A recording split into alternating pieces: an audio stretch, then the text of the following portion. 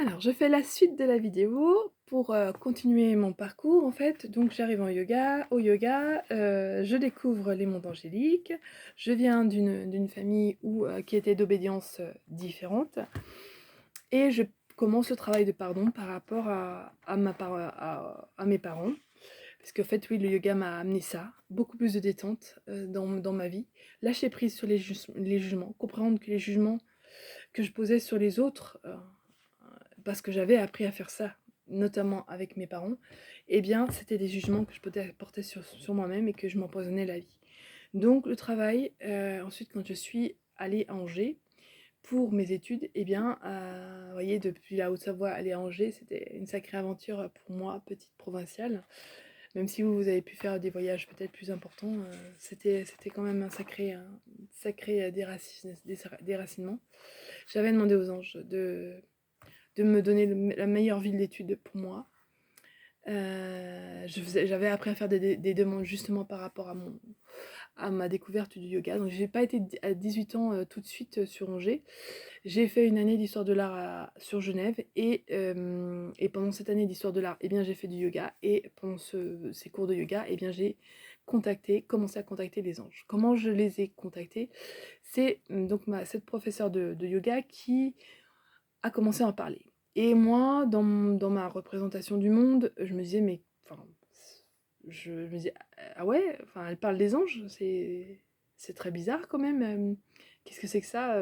J'avais pas forcément ce champ de compréhension qu'on peut avoir aujourd'hui et toutes les connaissances qui sont venues notamment des États-Unis avec Doreen Virtue et d'autres sur des puissances extrêmement lumineuses qui pouvaient nous aider.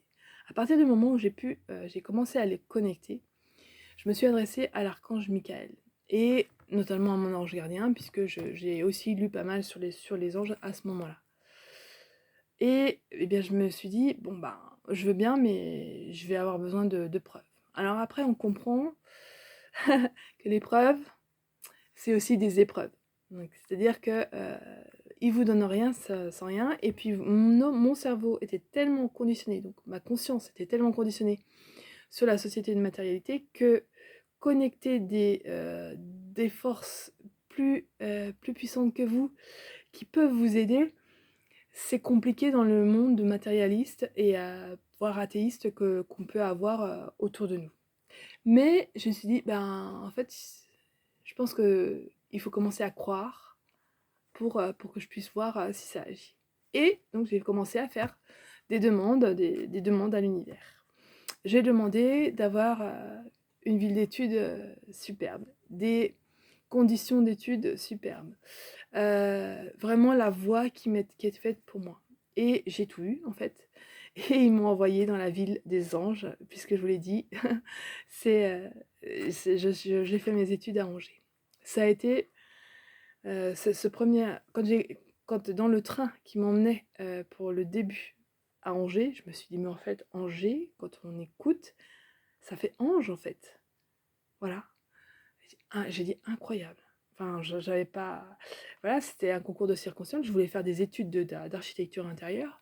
À l'époque, dans les écoles publiques, puisque bon, mes parents n'ont pas forcément des revenus extraordinaires, et bien, dans les écoles publiques, il y avait Angers, Toulouse. Et j'ai choisi de passer le concours à Angers et j'ai été prise. Enfin voilà, enfin, j'étais dans les premiers dans la liste d'admission. Donc je me suis dit, incroyable. Alors ça a été un sacré challenge de partir, même si avec mes parents, ça allait pas forcément très bien. C'était quand même, j'étais jeune, voilà. Et c'était extraordinaire. J'ai pu faire le travail de pardon, parce que bon, bien sûr que j'ai fait mes études, c'était les études qui étaient en prioritaire, même si ça a tellement bougé mes représentations de ce que c'est le monde, de comment on travaillait, etc. Moi, j'avais une rigueur scientifique, puisque je sortais d'un bac scientifique, et j'ai vu, wow, ça a été le choc des titans, on va dire. Préparée à Genève parce que j'avais quand même j'avais suivi des cours d'art à Genève, donc j'avais déjà vu ce que c'était le monde de l'art à cette époque. Beaucoup de liberté, mais quand on n'est pas cadré, c'est trop de liberté. Bref, ça c'est mon avis. Mais en fait, 5 ans incroyables où, en fait, en parallèle de mes études, qui me prenaient beaucoup de temps, eh bien, j'ai pu faire ce travail psychique, psychologique, de résilience, de nettoyage, de premier, en tout cas un premier nettoyage et de libération de ce qui me liait à mes parents et de pardon, parce qu'il a fallu que je comprenne qu'effectivement, on choisit tout, on choisit absolument tout quand on s'incarne, même si c'est compliqué à comprendre, que tout est juste et que même si on vit des épreuves, parfois douloureuses, et cette compréhension ne m'a pas empêché de vivre d'autres choses très compliquées dans ma vie, toutes pour me faire évoluer, et ça, c'est important de le comprendre. Toutes les épreuves sont là pour vous faire évoluer, même si c'est compliqué, même la maladie, et oui, j'en suis désolée, même la perte d'un être très cher, voire très jeune. Euh, Effectivement, je le souhaite à personne, mais si ça arrive, essayez de savoir ce que vous avez à comprendre de cette épreuve. Voilà. Ce que vous avez à transcender. Parce que parfois, la douleur, la tristesse vous fait soulever des montagnes pour que ça n'arrive pas aux autres. Ou de mettre des choses en place pour que ce que vous avez vécu ne soit pas vécu par les autres. Voilà. Donc, un très beau parcours pendant ces 5 ans, des épiphanies, donc des prises de conscience juste extraordinaires. J'ai continué à faire du yoga pendant tout ce temps, développer donc ma circulation énergétique, ma connexion au divin. Souvent, quand j'avais des épreuves orales, puisqu'on avait des présentations de projets à faire, je demandais tout le temps tout le temps la guidance là-haut, et ça a commencé en fait à mettre en place tout ce dont je vous fais bénéficier dans mes accompagnements là. Mais j'avais aucune idée qu'un jour, peut-être, je mettrais ça en place, enfin, à votre service dans cet apprentissage-là. Voilà, donc une enfance très compliquée.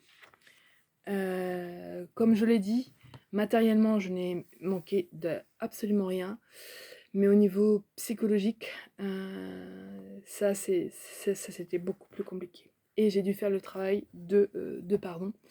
Parce que tout ce qui se manifeste dans votre vie, dans notre vie, c'est une projection de ce qu'on a à l'intérieur. Donc s'il y a des choses qui se passent mal dans votre environnement, c'est des choses que vous devez aller regarder chez vous. Qu'est-ce que ça vous apprend? Qu'est-ce que ça vous... Même si ça fait mal. Au début, c'est une vibration qui peut faire mal, effectivement.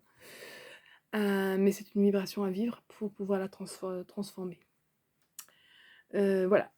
Donc j'ai fait mes 5 ans et donc j'ai eu les félicitations du jury en 1998 en niveau artistique. Et oui, je pense que je vais vous montrer. Hop, voilà. Donc après, c'est pas ce que j'ai appris forcément au niveau des cours d'art, mais c'est pour vous montrer que eh bien, le monde de l'art, voilà, c'est vraiment quelque chose qui m'a porté. Ensuite, je vous passe, il y a des choses qui se sont passées au niveau de... Je suis retournée chez mes parents, c'était compliqué.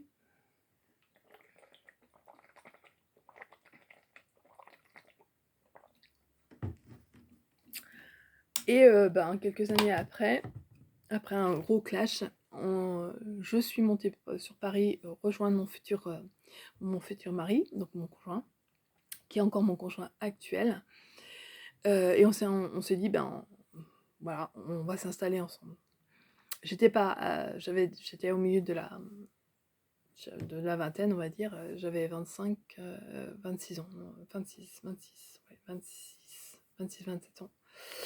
Donc ça avait déjà j'avais déjà bien évolué. Et donc je suis arrivée sur Paris.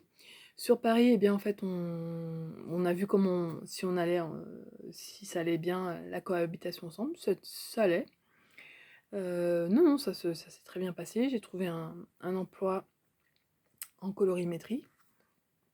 Et comme je l'explique, là, en fait, quand il a fallu chercher en fait, un appartement, bien sûr que je travaille tout le temps. Là, je vous le dis pas, mais j'ai toujours travaillé avec les anges. Parfois, j'oubliais, mais à chaque fois que je leur ai fait une demande, c'est arrivé. Alors, on peut se dire, enfin, c'est comme la vie normale des gens. Non, non, non. Vous allez voir qu'en fait, dans ce que je vais vous raconter, c'est bien plus que la vie normale, comme on dit. À un moment donné, donc j'avais une connaissance sur Paris, mon conjoint il était en fait, il était déjà sur Paris avec un emploi. On était au tournant des années 2000 et voilà, c'est ça, en 2000 si je dis pas de bêtises. Et en fait, eh bien, on avait besoin d'un appartement pour tous les deux. Alors, là, j'ai demandé le concours de mes anges pour manifester cet appartement. J'ai fait une demande précise, comme on peut vous expliquer dans la loi de manifestation. J'ai aussi lâché prise, enfin, j'ai demandé, mais j'ai demandé des choses précises. Nous voulions en fait un appartement qui soit pas dans des tours trop hautes, parce que ça nous angoissait en fait. Donc pas trop haut, dans un immeuble pas trop haut, avec voilà. Je voulais un endroit calme autour.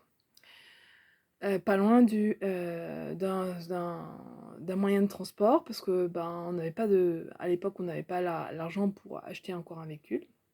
Donc voilà, je mets vraiment ma demande de manière précise sur un papier. J'ai tout eu. On a tout eu. Voilà, c'est juste extraordinaire. Si vous connaissez, en fait, c'était une partie de Colombes, donc c'est sur la ceinture parisienne. Ah, j'avais demandé aussi un tarif maximum au niveau de loyer. Et voilà, on a vraiment tout eu au niveau du loyer, au niveau de l'emplacement. C'était un immeuble de 3 étages, loué par un particulier qui s'est dit ils sont bien gentils ces petits jeunes, et ben on va. Voilà, il avait envie de faire le test, enfin faire le test, voilà, de nous faire confiance. Autour, au bas de l'immeuble, en fait, c'était une voie ferrée désaffectée, qui était reboisée, en fait, qui avait été transformée en zone verte. Et tout autour, il y avait que du pavillonnaire, voilà. Et on était à 10 minutes du RER A. J'ai tout eu. Pour vous dire qu'en fait, c'est demander et vous recevrez, c'est vraiment la maxime. Que là, j'ai commencé à comprendre, mais en fait, je me suis dit, mais ça marche. Et petit clin d'œil de l'univers, on était avenue du Mont Blanc. Et pour une avenue, vous savez quoi? C'était une impasse. Il y avait pas de. C'était une impasse et une rue où une voiture passait, un peu plus qu'une voiture passait, mais c'est tout. Mais on pouvait pas être en double sens. C'était incroyable. Et avenue du Mont Blanc, pour quelqu'un qui vient de Haute-Savoie, fallait le faire, quoi. Ça, j'avais pas demandé. C'était juste l'univers qui me faisait un clin d'œil. Donc voilà. C'est une belle histoire. Et je vous assure que tout ce que je vous raconte est vrai et c'est juste hallucinant. Voilà, pour la deuxième partie de ma vie, qu'est-ce que j'ai encore à dire? Oui, donc après cet épisode-là, nous avons en fait construit un mariage médiéval, parce que donc moi je suis artiste, mon conjoint aussi enfin, il a fait des études en tout cas en communication et en art. C'est quelqu'un de très minutieux, de très pointilleux dans ce qu'il fait, et bien sûr je l'aime énormément. Mais ça aussi, ça a été un parcours, le parcours de couple. 30 ans qu'on est ensemble, 20 ans qu'on est mariés, plus de 20 ans, voilà. Donc voilà, si vous venez pour des problématiques de couple, oui, je sais de quoi il en retourne, je sais que comment c'est compliqué quand on n'a pas de conjoint et qu'on a envie d'être ensemble. Alors, je finirai donc. On s'est mariés au niveau médiéval, sur la région de chez lui, et là aussi, concours de circonstances, parce que vous avez peut-être bien compris ce que j'ai dit dans la précédente vidéo, c'est-à-dire que je n'avais pas d'obédience, voilà. Mais en fait, ça c'est quand même fait. Et nous nous sommes mariés en médiéval, et c'était juste une fête juste magnifique et superbe. Voilà, la suite dans le prochain numéro.